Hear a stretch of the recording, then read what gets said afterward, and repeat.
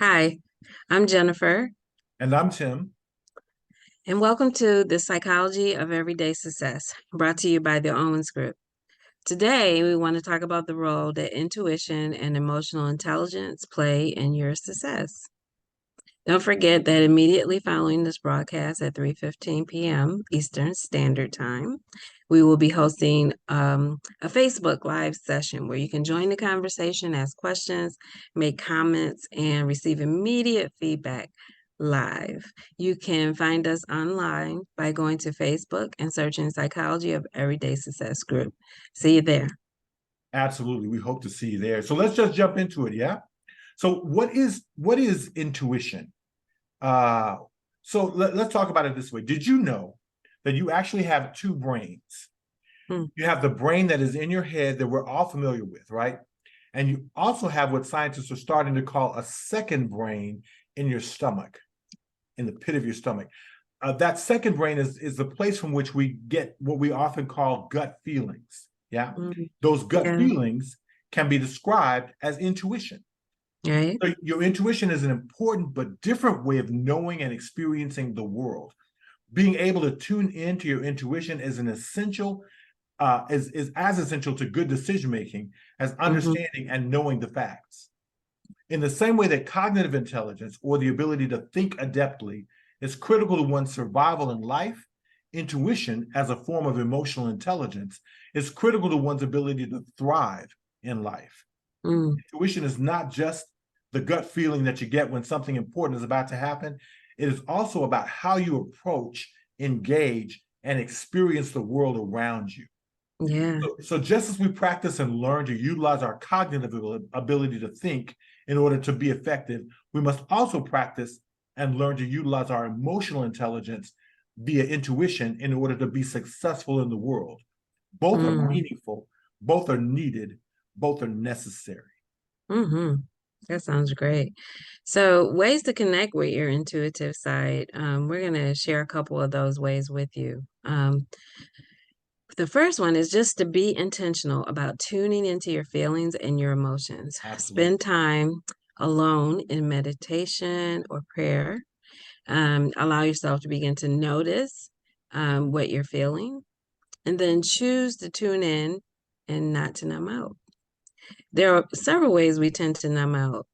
Social media might be a way to numb out. It might Yeah. be intrusive music. And by intrusive, we just mean anything that you allow to just kind of intervene in your thought making Yeah. and decisions, even. Mhm. Um, Television, sports, work or business. We can be workaholics at times, or Yeah. we can be foodaholics, right? So, food is Mm. another way. Yeah. Talking on the phone or texting about nothing and engaging in other people's drama. Absolutely. You know, that social media thing can be crazy. I literally had to take TikTok off of my phone because it would Yeah, just it's waste kind of all this addictive. time.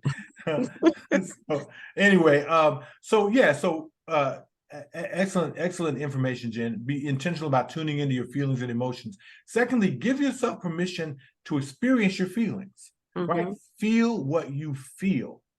Mm, Feel what you feel. Explore yeah. what you really feel.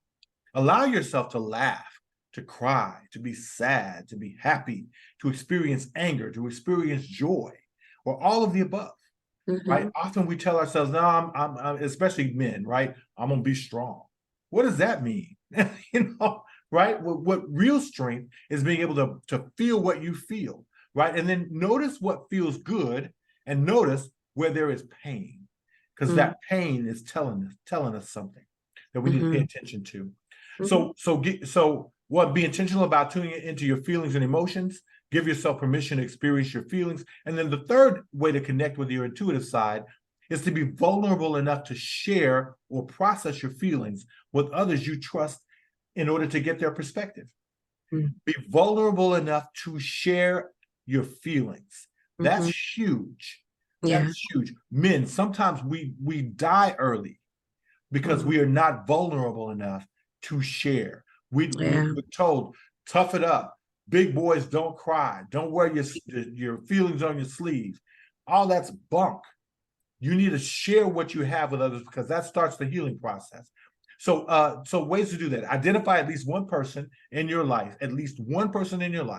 you can trust enough to share how you are really feeling, real feelings, right? We're taught as men sometimes, don't tell anybody the whole story. That's not how we want to approach this. But so identify one person in your life you trust enough to share your feelings with. Make sure that person is emotionally healthy enough to not be triggered emotionally by your pain, and to begin to make it about themselves instead of about you. You know how that happens, right? You start to talk to somebody and they go, yeah, but let me tell you what happened to me one time. No. That's not what we're trying to do here. They need to be able to listen out to you until you feel completely heard, right? And so lastly, we want to make sure that you let them know up front that you're not seeking advice or information or help with problem solving. You just want to share your thoughts and feelings with them as a way to start to heal and to grow. So, another way might be to gain clarity about what your feelings are communicating to you. So, one of the ways you can do that is look for specific themes, feelings, and ideas that keep coming up as you explore your feelings. They're patterns, so they Right. keep coming up.